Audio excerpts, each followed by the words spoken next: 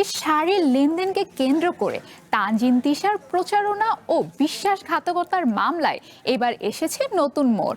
ছোট পর্দার জনপ্রিয় অভিনেত্রী তানজিন তিশাকে নির্দেশ দেওয়া হয়েছে আদালতে হাজির হওয়ার।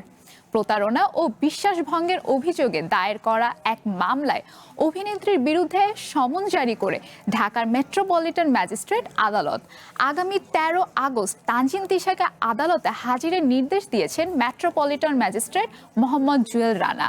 মামলার অভিযোগ অনুযায়ী অনলাইন ফ্যাশন পেজ অ্যাপোনিয়া থেকে ২৮,৮০০ টাকা মূল্যের একটি শাড়ি নিয়ে প্রচারণা ও মূল্য পরিশোধের প্রতিশ্রুতি দিলেও পরে যোগাযোগ বিচ্ছিন্ন করেন তিনি।